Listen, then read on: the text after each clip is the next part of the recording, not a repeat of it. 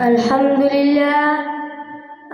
لله العفو الغفور العليم بذات الصدور، سبحانه حث عباده على تحري الصدق واجتناب قول الزور، وجعل قول الحق على الإيمان دليلا وإلى رضوان الله ومحبته طريقا وسبيلا.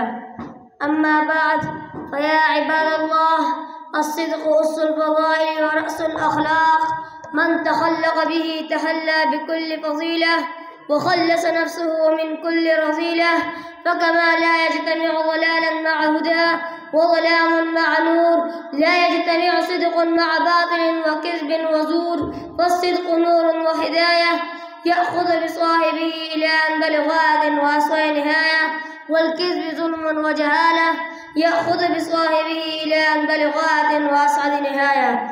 فيا إخوة الكرام، إن الله تعالى وصف رسله وأنبياءه بالصدق رغم أنهم في جميع الأخلاق الزاكية قمة، وفي كل الصفات الراقية منارة.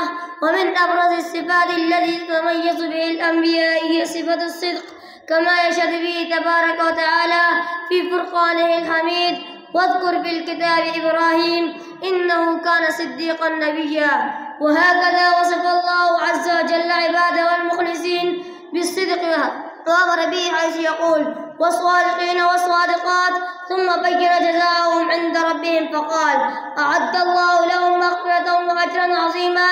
إضافة إلى ذلك يحرصنا نبينا صلى الله عليه وسلم على أن نتحلى بالصدق في أقوالنا وأحوالنا، كما روى البخاري في صحيحه عن عبد الله بن مسعود رضي الله عنه عن رسول الله صلى الله عليه وسلم قال: عليكم بالصدق، فإن الصدق يهدي إلى البر، وإن البر يهدي إلى الجنة.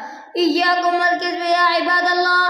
أخبرنا النبي صلى الله عليه وسلم أن الكذب هي صفة الكفار والمنافقين، كما في حديث أبي هريرة رضي الله عنه أنه قال: آية المنافق ثلاث: إذا حدث كذبه، وإذا وعد أخلفه، وإذا اؤتمن خانه. وفي حديث عبد الله بن مسعود رضي الله عنه قال: عليكم بالصدق، فإن الصدق يهدي إلى الفجور، وإن الفجور يهدي إلى النار. إخواني الكرام، لا بد لنا أن نتحلى بصفة الصدق ونربي عليها أبناءنا ونشيعها في مجتمعنا حتى تكون من سجيتنا إلى أعلى الدرجات وأقصى الغايات، وأن نتخلى عن صفة الكذب وشناعتها، لأن الكذب ريبة كما قال النبي صلى الله عليه وسلم: دع ما يريبك إلى ما لا يريبك، فإن الصدق طمأنينة والكذب ريبة.